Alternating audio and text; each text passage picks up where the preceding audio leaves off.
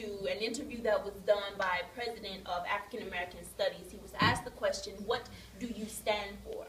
And in his position, the response that he gave was not sufficient for his title.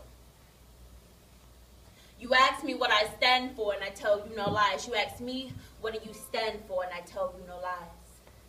I stand for generations of black women who came to America before me, but never had the chance to see an educated sister like me. I stand.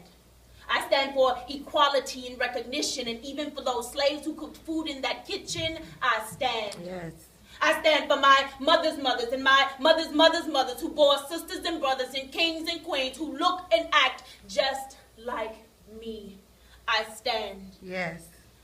I stand for slaves who've been bound by chains from their hands to their feet, who've had the richest name of their ancestors drugged through the dirt of their own earth. I stand. I stand for black men who have been beaten, black children who have been raped, black women who have been raped, black children who have been mutilated, but black children who kept their faith. I stand. Amen. I stand for a civilization that has been lost in history books, stolen by crooks, profited by thieves that hung strange fruit from trees. I stand. Yeah. Whew, thank you. Amen. Yes, yes, yes. You see, you ask me, what do I stand for? And I tell you no lies. You ask me, what do you stand for? And I tell you no lies. I stand for that educated black man with his black plan and his smooth walk and his jive. All right. I stand.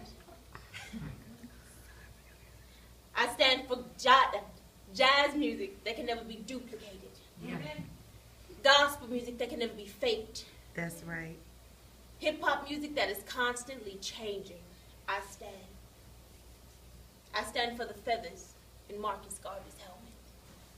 I said, I stand for the red, green, and yellow feathers in Marcus Garvey's helmet. Zorn and Hurston always thirsting, wondering why their eyes were watching God. And Langston Hughes writing more just be simple poetry than my mind could ever fathom. And Maya Angelou being the true definition of a black, strong, soul, surviving, phenomenal woman. I stand. I stand for anti-gang wars and mom and pop stores and even those nappy-headed black Zulu babies that had to get firms that drove us crazy. I stand. I stand for give me a 5 on the black hand side, and once you go black, you can never go back. Fried chicken at a family reunion, and even that electric sliding grandmama who always gets the party started. I stand. I stand for black cat, black coon, black monkey, black crack that'll break your mama's back. I stand for Malcolm X's fight and Martin Luther King's dream and the rage of the Black Panther, Angela Davis's afro and her fist. I stand for black power, black love, black beauty, but most of all, black Jesus. I said most of all, black Jesus. You see, you asked me what do I stand for and why have I stood so long? Because my legs are as long as time, and my back is as wide as the ocean, and my hands are as free as the sky. But yet I stood, and yet I am standing, and I will be standing tomorrow with the tears of mutilated children under my feet, and I will be standing tomorrow with the sweat and blood of my ancestors rolling down my back, and I will be standing tomorrow until I do hear those so-called freedom bells ring. So don't you ask me what do I stand for. Don't you ask me why am I standing. I think a better question you need to ask me is, would you like to have a seat? Yeah. Woo!